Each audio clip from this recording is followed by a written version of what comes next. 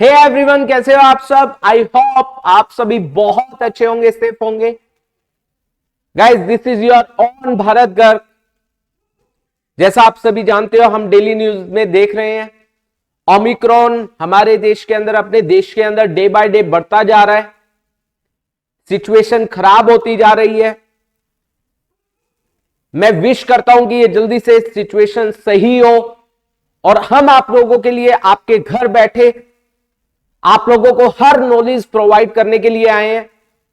हम लास्ट जो वीडियोस है उनमें भी आप लोगों को बहुत सारे कंटेंट, बहुत सारे कॉन्सेप्ट्स, इवन बहुत सारे कॉन्सेप्ट्स आप लोगों को प्रोवाइड कर चुके हैं। इवन हम आगे भी आप लोगों के लिए बहुत अच्छे अच्छे कॉन्सेप्ट लेकर आएंगे, जिससे आपको घर बैठे सारी नॉलेज मिलती रहेगी। जैसा आप सभी जानते हो, हमने लास्ट टू लास्ट वीडियो में हमने डिस्कस जो किया था वो फाइनेंशियल स्टेटमेंट के बारे में किया था। Trading and profit and loss कैसे बनता है वो डिस्कस किया था। बैलेंस शीट कैसे बनाई जाती है वो सब हमने डिस्कस किया था। आई होप आप लोगों को अच्छे से समझ आया होगा। अगर गाइस अभी तक आप लोगों ने उन वीडियोस को नहीं देखा है, एक बार जरूर देख लीजिए, ताकि आप लोगों को आज का लेक्चर अच्छे से क्लियर हो जाए। और जो हमारे चैनल पर नए हैं तो मैं चाहूंगा कि आप सबसे पहले हमारे चैनल को सब्सक्राइब जरूर कर लीजिए, ताकि आपको फर्दर वीडियोस भी मिलती रहे, उनका नोटिफिकेशन आपको मिलता रहे। सो गाइस, आज हम बहुत इंपॉर्टेंट टॉपिक आप लोगों के साथ डिस्कस करने जा रहे हैं। उससे आगे डिस्कस करने जा रहे हैं बैलेंस शीट के बारे में। हम बात कर रहे थे बैलेंस शीट की, बहुत सारी चीजें हम डिस्कस करने वाले हैं कि बैलेंस शीट को किस तरीके से हम दिखाते हैं, बैलेंस शीट किस तरीके से बनाई जाती है। तो ये सब चीजें आज हम डिस्कस करने वाले हैं। आज का लेक्चर आप लोगों के लिए बहुत इंपॉर्टेंट है और बहुत कुछ चीजें मैं आज आप लोगों को बताने वाला हूं, जिसके बाद आप लोगों के सारे कंफ्यूजन दूर हो जाएंगे, सारे डाउट्स क्लियर हो जाएंगे। तो आज का जो पहला टॉपिक है which I am going to discuss with you all, that is balance sheet. Yes guys, balance sheet. Balance sheet के बारे में हमने जो डिस्कस किया था, आई होप वो लास्ट वीडियो में आपको समझ आया होगा।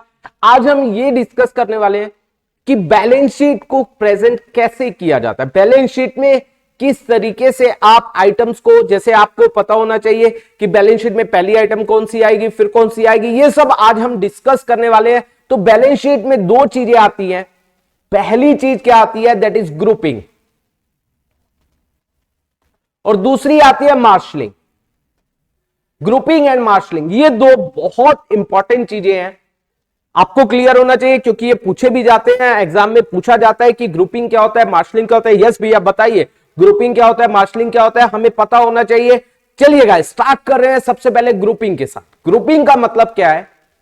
ग्रुपिंग का मतलब है कि जो सिमिलर नेचर की आइटम है, ओके गाइस, सिमिलर नेचर की आइटम को एक जगह पर दिखाना। एग्जांपल दे रहा हूं, जैसे कि मान लीजिए सन्ड्री डेटर हुआ। यस भैया, हमने तो पढ़ा है सन्ड्री डेटर के बारे में। यस गाइस, सन्ड्री डेटर का मतलब क्या होता है? ग्रुप ऑफ डेटर्स जिनसे हमें पैसा लेना है। तो ग्रुपिंग क्या कहता है भैया, जिन जिन से आपको पैसा लेना है ना, आप उनको सबको एक ग्रुप में डाल दो, जिसका नाम होगा sundry debtor. That is the meaning of grouping. Even जैसे कि मान लीजिए कैश हो गया, बैंक हो गया, बिल रिसीवेबल हो गया, इन सबको भी आपको एक ग्रुप में दिखाना है, जिसका नाम होता है करंट एसेट। यस भैया, बिल्कुल सही, करंट एसेट में हम दिखाते हैं। यस गाइस, इसे ग्रुपिंग बोला जाता है। मतलब सिमिलर नेचर की आइटम को एक जगह पर दिखाना, वो कहां पर आएगा, किस हेड में आएगा, तो उसे ग्रुपिंग बोला जाता है। लाइक सन्ड्री क्रेडिटर की बात करें, सन्ड्री क्रेडिटर में बहुत सारे क्रेडिटर्स होते हैं जिनको हमें पैसा देना होता है, जिनको हमें पैसा देना है। बहुत सारे क्या होते हैं, क्रेडिटर्स होते हैं। अब वो क्या कहता है, उन सारे क्रेडिटर्स को ग्रुपिंग क्या कहता है, उनको सन्ड्री क्रेडिटर में डाल दीजिए। और सन्ड्री क्रेडिटर भी ग्रुप होता है किसमें, करंट लायबिलिटी में, जिसमें बैंक ओवरड्राफ्ट आ गया, बैंक ओवरड्राफ्ट हो गया, सन्ड्री क्रेडिटर्स हो गया, bills payable. That is the meaning of grouping. मतलब जो सिमिलर नेचर की आइटम है उनको एक जगह पर दिखाना, that is the meaning of grouping. भैया ये तो हमें क्लियर हो गया, वेरी नाइस गाइस। अब बात आती है मार्शलिंग। मार्शलिंग क्या होता है, सीक्वेंस। चलो हमें ये तो पता चल गया कि करंट लायबिलिटी में बैंक ओवरड्राफ्ट भी आएगा, करंट लायबिलिटी में सन्ड्री क्रेडिटर भी आएगा, बिल्स। अब पहले कौन सा है, ये कौन बताता है, मार्शलिंग बताता है। मार्शलिंग बताता है। मार्शलिंग में अब बातें जो आती है, देखिए गाइस, अगर मैं मार्शलिंग की बात करूं, इसमें गाइस दो बातें आती है, मार्शलिंग दो तरीके से होती है, एक तो in the order of liquidity और एक होता है in the order of permanence. Liquidity क्या कहते हैं? अब लिक्विडिटी कौन फॉलो करता है? जो बहुत जल्दी बंद हो जाती है, लाइक हमारी सोल प्रोप्राइटरशिप है जिसमें अकेला व्यक्ति है, अगर उसकी डेथ हो गई तो वो बंद हो जाएगी। पार्टनरशिप है, अगेन किसी पार्टनर की डेथ हो गई बंद हो जाएगी। तो यहां ये जो फॉलो होती है किसके लिए? पार्टनरशिप के लिए और सोल प्रोप्राइटरशिप के लिए। तो ये क्या कहता है? लिक्विडिटी ऑर्डर क्या कहता है? सबसे पहले वो आइटम्स दिखानी है, लाइक मैं दो चीजें होती है इसमें, एसेट्स और लाइबिलिटी।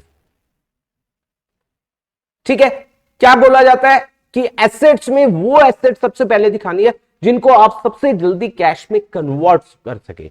तो एसेट में दो एसेट आती है मेनली, करंट एसेट और नॉन करंट एसेट। कह रहे करंट एसेट में अब सबसे पहले कौन सा आएगा? अगर मैं करंट एसेट की बात करूं, कहता है सबसे पहले आएगा कैश, फिर आएगा बैंक, ठीक है। उसके बाद हमारे पास क्या आएगा? बिल रिसीवेबल, उसके बाद आएगा शॉर्ट टर्म इन्वेस्टमेंट, ठीक है गाइस। उसके बाद आएगा डेटर्स, उसके बाद क्या आएगा?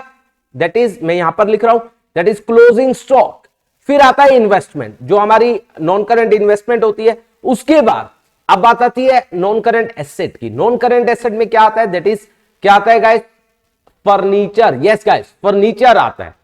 इस तरीके से सबसे एंड में जो आएगा वो गुडविल आएगा, क्योंकि जब बिजनेस बिकेगा तब गुडविल का आपको पैसा मिलेगा, तो इसका मतलब गुडविल सबसे एंड में आपको पैसा देकर जाएगी। तो ये हुआ किसके बारे में? एसेट्स के बारे में। अब लाइबिलिटी में भी क्या कहता है? जिसको आपको सबसे पहले पे ऑफ करना है। अरे भैया क्या बात है, इसका मतलब लाइबिलिटी में जिसको सबसे पहले पे ऑफ करना है वो क्या आता है? Bank overdraft. बैंक ओवरड्राफ्ट आता है, बैंक ओवरड्राफ्ट को सबसे पहले पे करना होता है। उसके बाद क्या आता है? Bills payable. उसके बाद क्या आता है? क्रेडिटर्स। इसके बाद क्या आता है? Short term loans and all. उसके बाद क्या आता है?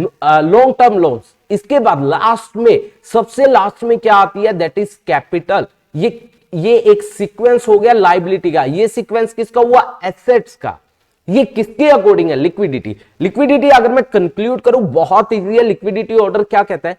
जो एसेट सबसे पहले कैश में कन्वर्ट हो जाए वो सबसे पहले आएगी, जो सबसे एंड में कन्वर्ट होगी वो सबसे एंड में आएगी, और लाइबिलिटी में जो सबसे पहले पे ऑफ होगी वो सबसे पहले आएगी, जो सबसे एंड में पे ऑफ होगी वो सबसे एंड में आएगी।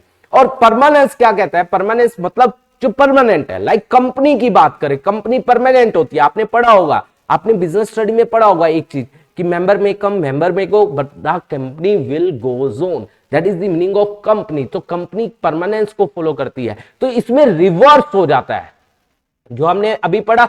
सबसे पहले वो आइटम आती है एसेट की जो सबसे एंड में कन्वर्ट होगी। तो सबसे पहले क्या आएगा? गुडविल, और सबसे एंड में क्या आएगा? कैश। रिवर्स हो जाता है बिल्कुल। और लाइबिलिटी में जो सबसे एंड में पे ऑफ होगी मतलब कैपिटल, सबसे पहले आएगी कैपिटल और सबसे एंड में आएगा बैंक ओवरड्राफ्ट। आई होप ये टॉपिक आप लोगों को क्लियर हुआ होगा कि किस तरीके से बैलेंस शीट को प्रेजेंट किया जाता है। तो मैंने ये चीजें आपको बताई। अब बात आई, देखिए अब हमारे पास जो बात आ रही है, अब बात आई एसेट्स।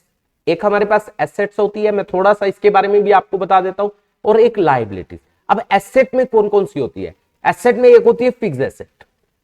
फिक्स्ड एसेट आप जानते हो जो बिजनेस में यूज करते हैं, जिसका बेचना हमारा पर्पस नहीं है। अब इसमें भी दो टाइप की होती है, टेंजिबल एसेट और इनटेंजिबल एसेट। टेंजिबल एसेट की जब हम बात करते हैं उसमें से डेप्रीशिएशन जो कॉस्ट होती है उसमें से डेप्रीशिएशन को माइनस करते हैं, ठीक है, तब दिखाया जाता है। और इनटेंजिबल एसेट में से डेप्रीशिएशन माइनस नहीं होता है। यस भी हमें पता है डेप्रीशिएशन माइनस नहीं होता है। क्या माइनस होता है? Amortisation. Yes guys, amortisation minus करके जो बैलेंस आता है वो दिखाया जाता है। तो पहली हुई फिक्स्ड एसेट, दूसरी होती है इन्वेस्टमेंट। गाइस इन्वेस्टमेंट, भैया फिक्स्ड एसेट भी तो इन्वेस्टमेंट होती है? नहीं गाइस, इन्वेस्टमेंट का मतलब होता है जब आप दूसरी कंपनी में पैसा लगाते हो, उसके शेयर्स में या उसके डिबेंचर्स में पैसा लगाते हो ताकि आपको इंटरेस्ट मिलता रहे या डिविडेंड मिलता रहे, तो उसे इन्वेस्टमेंट बोला जाता है। तो दूसरी एसेट हमारी ये होती है। तीसरी एक टाइप की एसेट आप लोग पढ़ते होंगे, शायद आप लोगों ने सुना भी हो, फिक्टिशियस एसेट। फिक्टिशियस क्या होती है? जो नाम मात्र की होती है, जो एक्चुअल में नहीं होती है। वो क्यों होती है? वो क्यों दिखाई जाती है? ताकि हम उसको क्या कर सके? राइट ऑफ कर सके। लाइक हमारा प्रॉफिट एंड लॉस का डेबिट बैलेंस है। Debit balance profit and loss का debit balance, like advertisement suspense, जो अभी राइट ऑफ होना बाकी है, ये केवल नामात्र की है, इसको बेचने जाएंगे भैया, हम लॉस बेचने जाएंगे अगर मार्केट में, क्या लॉस बिकेगा? नहीं भैया, नहीं बिकेगा ही नहीं। यस गाइस, इसको हम धीरे धीरे ईयर बाय ईयर क्या करते हैं, राइट ऑफ। इसके बाद नेक्स्ट आती है guys current asset. Current asset आप बहुत अच्छे से जानते हो, जिसको हम विद इन 12 मंथ्स क्या कर सके, कैश में कन्वर्ट कर सके, उसे करंट एसेट बोला जाता है। तो ये एसेट के बारे में हुआ। अब बात आई लाइबिलिटी के बारे में। यस गाइस, लाइबिलिटी, लाइबिलिटी में भी तीन टाइप की यूजुअली हम बात करते हैं। एक तो हमारी क्या होती है गाइस, नॉन करंट लाइबिलिटी, और एक हमारी होती है करंट लाइबिलिटी। एक ओनर्स फंड, जो मालिकों का पैसा होता है, that is non current liability, जिसको हमें 12 मंथ्स के बाद पे ऑफ करना है। करंट लाइबिलिटी, जिसको हमें विद इन 12 मंथ्स पे करना है। और owner's fund, that is called capital, उसे हम क्या बोलते हैं गाइस, कैपिटल। एक इसके अंदर जो लाइबिलिटी में हमें सुनने भी आता है, that is contingent liability. Yes, बहुत सारे बच्चों को ये कंफ्यूजन होती है, भैया कॉन्टीजेंट लाइबिलिटी क्या होती है? कॉन्टीजेंट लाइबिलिटी होती है जो कब अकर होगी, on the happening of certain event. अगर वो इवेंट हुआ तब तो वो अकर हो जाएगी, अदरवाइज वो अकर नहीं होगी। अदरवाइज मतलब कहने का क्या हुआ कि उसको, इसका मतलब कहने का क्या हुआ कि अगर वो इवेंट हुआ तब तो हमें वो लाइबिलिटी देनी पड़ेगी, अगर वो इवेंट नहीं हुआ तो हमें वो लाइबिलिटी नहीं पे करनी है। जैसे मैं एक एग्जांपल देता हूं, इसका एक बहुत अच्छा एग्जांपल है, आपने बिल ऑफ एक्सचेंज पढ़ा होगा। बिल ऑफ एक्सचेंज के केस में हमने क्या किया, बिल ऑफ एक्सचेंज के केस में हमने बैंक से क्या किया, अपने बिल को डिस्काउंट करवाया। बैंक अब जिस बंदे ने एक्सेप्ट किया था उसके पास जाएगा, अगर उसने पे नहीं किया तो हमें पे करना पड़ेगा, अगर उसने पे कर दिया तो हमें पे करने की जरूरत नहीं है। तो दैट इज कॉन्टीजेंट लाइबिलिटी। इसको हम बैलेंस शीट में दिखाते नहीं है, हम इसको बैलेंस शीट के नीचे फुट नोट में हम क्या करते हैं, शो करते हैं। That is the meaning of contingent liability. I hope ये सब आप लोगों को अच्छे से क्लियर हुआ होगा। ये मैंने एसेट्स लाइबिलिटीज के बारे में बताया। अब हमारी बैलेंस शीट ऑलमोस्ट क्लियर हो गई है, आप लोगों को बैलेंस शीट के बारे में क्लियर हो गया है कि बैलेंस शीट में क्या क्या आता है, किस तरीके से दिखाते हैं, बैलेंस शीट में कौन कौन सी चीजें आती है। आई होप ये सब बातें आप लोगों को क्लियर हो गई होंगी। अब हमारे पास वो टॉपिक आ रहा है जिसका आप बहुत इंतजार कर रहे थे, cost of goods sold. Yes guys, cost of goods sold, जिसे +2 में आप सुनोगे भी cost of revenue from operation बोला जाता है। गाइस, इसका मतलब क्या होता है, पहले हम इसके बारे में डिस्कस करते हैं। इसका मतलब क्या होता है गाइस, इसका मतलब होता है, कॉस्ट ऑफ गुड्स सोल्ड का मतलब होता है जितना हमने बेचा है उसकी कॉस्ट क्या है, जितना हमने सेल किया है, ना कि जितना हमने बनाया है वो हम बेच रहे हैं, बेचना चाह रहे हैं, नहीं गाइस, जितना हमने बेचा है उसकी कॉस्ट क्या है। मैं आपको एक एग्जांपल देता हूं, उससे आपको क्लियर होगा। सोचिए, आपके पास ओपनिंग स्टॉक साल की स्टार्टिंग में आपके पास 1 लाख रुपीस का स्टॉक था, आपने क्या किया, 5 लाख का और परचेज कर लिया, ठीक है गाइस, तो आपके पास टोटल स्टॉक हो गया 6 लाख का। अभी आपको पता है ओपनिंग स्टॉक भी कॉस्ट पर होता है, जो परचेज किया वो भी कॉस्ट पर होता है, ये टोटल कॉस्ट हो गई। अब at the end of the year आपके पास 2 लाख का बच गया। तो आप मुझे ये बताइए, आप ही बताइए कि क्या आपका स्टॉक जो बिका वो 6 लाख का बिका या 4 लाख का, 6 लाख का बिका या 4 लाख का? यस भैया, 4 लाख का बिका। यस गाइस, 4 लाख जो ये आया, that is cost, that is not the selling price, that is cost, that is basically cost of goods sold. तो कॉस्ट ऑफ गुड्स सोल्ड क्या होता है, जब हम ओपनिंग स्टॉक में परचेजेस, गाइस यहां पर परचेजेस की जब बात की जाती है, परचेजेस का मतलब होता है नेट परचेजेस, मतलब परचेज में से परचेज रिटर्न को हम क्या करेंगे, माइनस, उसके बाद इसमें डायरेक्ट एक्सपेंसेस को क्या करेंगे, ऐड, और उसमें से क्लोजिंग स्टॉक को क्या कर दिया जाएगा, माइनस, तब जाकर हमारा कॉस्ट ऑफ क्या आता है, गुड्स सोल्ड, जो रिप्रेजेंट करता है जितना आपने बेचा है उसकी कॉस्ट क्या है। तो ये आपका क्या होता है guys, cost of goods sold. इसको हम और तरीके से कैसे निकाल सकते हैं गाइस, देखिए हमारे पास क्या दिया हुआ है, मान लीजिए लेट्स सपोज आपको कॉस्ट ऑफ गुड्स सोल्ड निकालना है, आपके पास रिवेन्यू दिया हुआ है कि आपने, रिवेन्यू का मतलब होता है सेल, आपको सेल दी हुई है, आपने इतने का सेल किया, नेट सेल रिटर्न माइनस करके आप उसमें से अगर ग्रोस प्रॉफिट को क्या कर दोगे, माइनस। भैया ये कैसे आया, देखिए आपने ट्रेडिंग अकाउंट बनाया था, याद है? यस भैया याद है। 2 ओपनिंग स्टॉक लिखा, 2 परचेजेस लिखा, 2 डायरेक्ट एक्सपेंसेस लिखे, बाय क्या लिखा, सेल, बाय आपने क्या लिखा, क्लोजिंग स्टॉक, और इसके बाद 2 में आपका क्या आ गया, ग्रोस प्रॉफिट। ठीक है, आप यही सब करते हो या नहीं करते हो? यस भैया करते हैं। अब मैंने क्या कहा कि opening stock plus purchases plus direct minus closing stock, ये सब तो मैंने यही तो बोला, सेल में से अगर मैं ग्रोस प्रॉफिट को हटा दूंगा तो ये मेरा क्या आ जाएगा, कॉस्ट ऑफ गुड्स सोल्ड आ जाएगा। आई होप ये बात आप लोगों को बहुत अच्छे से क्लियर हुई होगी। तो हमेशा याद रखिए कॉस्ट ऑफ गुड्स सोल्ड का मतलब क्या होता है, ओपनिंग स्टॉक प्लस परचेजेस, जो आपने परचेज किया, net purchases, purchase return minus करने के बाद, plus direct expenses which is related to purchase and production, जो हम ऑलरेडी डिस्कस कर चुके हैं। इसमें से क्लोजिंग स्टॉक को हम क्या कर देंगे, माइनस। आई होप ये भी टॉपिक आप लोगों को अच्छे से क्लियर हुआ होगा। इसके बाद guys very most important topic जो बहुत सारे बच्चों को नहीं पता होता है, एक कई बार क्या वर्ड यूज होता है, एडजस्टेड परचेजेस वर्ड यूज होता है। एडजस्टेड परचेजेस का मतलब क्या होता है, एडजस्टेड परचेजेस का मतलब होता है इसमें से ओपनिंग और क्लोजिंग क्या हो चुका है, एडजस्ट। तो opening stock plus purchases, purchases का मतलब नेट परचेजेस, और इसमें से क्लोजिंग स्टॉक को हम क्या कर देंगे, माइनस, तो उसे क्या बोला जाता है, that is called adjusted purchases. ये आपको बहुत अच्छे से क्लियर होना चाहिए। अब गाइस हम जो डिस्कस कर रहे हैं that is very very very important topic जो हम आप लोगों से अब डिस्कस कर रहे हैं, उसका नाम है गाइस ऑपरेटिंग प्रॉफिट। ये बहुत सारे बच्चों का डाउट होता है कि ऑपरेटिंग प्रॉफिट कैसे निकाला जाता है, बहुत सारे बच्चों को आता ही नहीं है कि ऑपरेटिंग प्रॉफिट निकाला कैसे जाता है। गाइस मैं आप लोगों को इस वीडियो के अंदर बताने जा रहा हूं ऑपरेटिंग प्रॉफिट, उसके बाद आप लोगों के सारे डाउट्स क्लियर हो जाएंगे। देखिए गाइस, हम अगर मान लीजिए मैं trading and profit and loss account बनाता हूं, डेबिट एंड क्रेडिट, ठीक है, आपने यहां पर टू ग्रॉस प्रॉफिट निकाला, किससे, ट्रेडिंग अकाउंट से निकाला। इसके बाद बाय ग्रोस प्रॉफिट आपने क्या कर दिया, ब्रॉट डाउन कर दिया। ऑलराइट, इसमें तो मेरे ख्याल से दिक्कत नहीं होगी, नहीं भैया यहां पर कोई दिक्कत नहीं है। अब जो प्रॉफिट एंड लॉस बनता है उसमें कुछ एक्सपेंस, देखिएगा यहां पर जो एक्सपेंस होते हैं उन्हें डायरेक्ट एक्सपेंस बोला जाता है, और ये कौन से होते हैं, इनडायरेक्ट। ठीक है गाइस, ये तो आपको पता ही है, इनडायरेक्ट एक्सपेंस। अब इसमें भी कुछ एक्सपेंस ऐसे होते हैं जो ऑपरेशन से रिलेट करते हैं, कुछ होते हैं जो ऑपरेशन से रिलेट नहीं करते हैं। ऑलराइट गाइस, जो बेसिकली ऑपरेटिंग प्रॉफिट क्या कहता है, भैया जो ऑपरेशन से रिलेटेड एक्सपेंस है और ऑपरेशन से रिलेटेड जो इनकम्स है, ग्रोस प्रॉफिट में ऑपरेशन से रिलेटेड इनकम्स को क्या कर दो, ऐड कर दिया, और ऑपरेशन से रिलेटेड खर्चों को क्या कर दो, माइनस, तो उससे आपका ऑपरेटिंग प्रॉफिट्स आएगा। ऑपरेटिंग प्रॉफिट आ गया ये, और ये ऑपरेटिंग प्रॉफिट क्या हो जाएगा, बाय ऑपरेटिंग प्रॉफिट क्या हो जाएगा, ब्रॉट डाउन। ऑलराइट गाइस, अब इसमें से जो नॉन ऑपरेटिंग एक्सपेंस है उनको क्या कर दो, माइनस, और नॉन ऑपरेटिंग इनकम्स को वो क्या कर दो, ऐड, तब जाकर आपका क्या आता है, नेट प्रॉफिट, जो क्या होता है कैपिटल में अगर प्रॉफिट है ऐड हो जाता है, और अगर लॉस होता है तो क्या हो जाता है, माइनस। तो कहने का मतलब क्या हुआ कि जब हम प्रॉफिट एंड लॉस की बात करते हैं तो उसके अंदर कुछ खर्चे ऐसे होते हैं जो ऑपरेशन से रिलेट करते हैं, जिससे ऑपरेशन के ऊपर फर्क पड़ता है। जो हमारे रेकरिंग नेचर के एक्सपेंस होते हैं उनको आपको क्या करना है, उनको आपको लेना है। यहां पर देखिए गाइस, हम अगर मैं इस सर्कल की बात करूं, यहां पर आपने ग्रॉस प्रॉफिट, ये तो सारा ऑपरेशन से रिलेटेड है ही।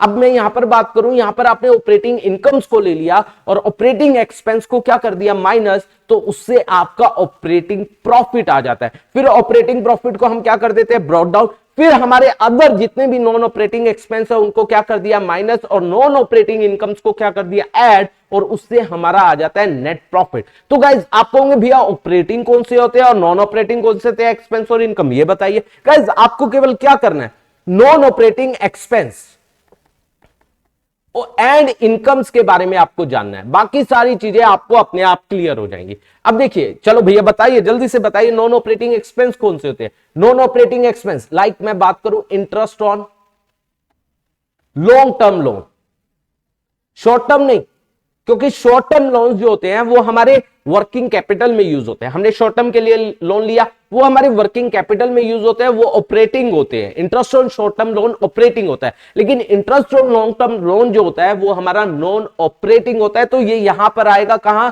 नॉन ऑपरेटिंग एक्सपेंस में। और दूसरा हमारा, मान लीजिए हम चैरिटी दे रहे हैं, भैया उससे कोई ऑपरेशन पे फर्क पड़ने वाला नहीं है, चैरिटी दे रहे हैं, डोनेशन दे रहे हैं, ठीक है, इससे कोई बिजनेस के ऊपर फर्क पड़ने वाला नहीं है। ऑपरेटिंग बेसिकली क्या होता है, जिससे बिजनेस के ऊपर इंपैक्ट पड़ता है। लेकिन जो हमारे ये हैं इनसे बिजनेस के ऊपर कोई इंपैक्ट पड़ता नहीं है। Like loss on sale of fixed asset है, उससे भी कोई इफेक्ट नहीं पड़ता है, या इन्वेस्टमेंट है, loss on sale of investment, उससे भी कोई फर्क नहीं पड़ता है। तो इस तरीके से अगर मैं बात करूं, और भी हो सकता है, loss by theft, loss by fire, loss by accident, ये सब क्या है गाइस, ये हमारे नॉन ऑपरेटिंग होते हैं, जो रेकरिंग नेचर में नहीं होते हैं। हम नहीं चाहते भैया ये हो, क्या आप चाहोगे कि हमारे यहाँ चोरी हो, क्या आप चाहोगे हमारे यहाँ कि आग लगे, नहीं गाइस। तो ये सब क्या होते हैं, नॉन ऑपरेटिंग, ये सब नॉन ऑपरेटिंग में आते हैं, loss by theft, fire, accident, ये सब। आई होप ये बात आपको, अगर आप इसके अलावा बात करेंगे सारे ऑपरेटिंग होते हैं, तो ऊपर ऑपरेटिंग में आएंगे वो। अब नॉन ऑपरेटिंग इनकम्स की बात करें, लाइक रेंट हमें मिल रहा है, रेंट रिसीव, भैया आपने अपनी प्रॉपर्टी, साथ वाली प्रॉपर्टी आपने गोडाउन पड़ा हुआ था उसको रेंट पर चढ़ा दिया, क्या ये ऑपरेटिंग है? नहीं है, क्योंकि आपका उसके उस रेंट से उसके आपके बिजनेस के ऊपर कोई फर्क पड़ने वाला नहीं है। आपने किसी अदर कंपनी में पैसा लगाया, उससे आपको क्या मिल रहा है, इंटरेस्ट मिल रहा है, डिविडेंड मिल रहा है, उससे कोई फर्क पड़ने वाला नहीं है। तो गाइस ये भी क्या होते हैं, नॉन ऑपरेटिंग इनकम। आपने क्या किया, gain on sale of fixed asset हो रहा है, gain on sale of fixed asset या इन्वेस्टमेंट हो रहा है, तो अगेन गाइस इससे कोई बिजनेस के ऊपर फर्क पड़ने वाला नहीं है। तो ये सब कहां आते हैं, नॉन ऑपरेटिंग इनकम्स में। तो बाकी सारी इनकम जो होती है, like discount received, commission receive, operating होती है, तो वो ऊपर आएंगी। आई होप ये बात आपको क्लियर हुई होगी। और यहां से जब आप कैलकुलेट करोगे तो आप क्या करोगे गाइस, मैं दोबारा एक बार लिख देता हूं। आपने देखिए trading and profit and loss account बनाया, डेबिट एंड क्रेडिट, आपने यहां से क्या निकाला, ग्रोस प्रॉफिट या ग्रोस लॉस निकाला। ऑलराइट गाइस, बाय में यहां पर क्या हो गया, ग्रोस प्रॉफिट हो गया। ऑलराइट, इसके बाद आपने क्या किया, यहां पर सारी की सारी operating income, sorry operating expense को दिखाया, और यहां पर सारी की सारी ऑपरेटिंग इनकम्स को दिखाया। तो यहां से आपका ऑपरेटिंग प्रॉफिट्स आएंगे। ठीक है गाइस, आपने ये क्लोज किया। फिर आपने यहां पर बाय ऑपरेटिंग प्रॉफिट्स आपने क्या कर दिया, ब्रॉट डाउन। फिर उसके बाद आपने क्या किया, आपने यहां पर सारी की सारी नॉन ऑपरेटिंग एक्सपेंस को दिखाया, और यहां पर नॉन ऑपरेटिंग इनकम्स को दिखाया, और उससे आपका क्या आएगा, टू नेट प्रॉफिट या नेट लॉस। और इस नेट प्रॉफिट या नेट लॉस को कैपिटल में ऐड या क्या किया जाएगा, माइनस किया जाएगा। तो ये आपका टॉपिक हुआ, और इसी के साथ आपका ये वाला chapter that is financial statement आपका खत्म हो रहा है। आई होप आप लोगों को ये चैप्टर बहुत अच्छे से आया होगा। अगर आपको ये चैप्टर अच्छे से आया गाइज, इसको लाइक जरूर कीजिए और कमेंट इसके ऊपर जरूर कीजिए। और गाइज अभी तक अगर हमारे चैनल को आपने सब्सक्राइब नहीं किया है तो प्लीज सब्सक्राइब कर लीजिए। और अगर आप इस कोर्स को और अच्छे से एक्सप्लोर करना चाहते हैं विद एवरी इलस्ट्रेशन, तो गाइज हमारे डिस्क्रिप्शन में हमारी ऐप का लिंक दिया हुआ है, वहां पर जाइए, ऐप को प्ले स्टोर से डाउनलोड कीजिए, वहां पर आपको सब कुछ मिल जाएगा।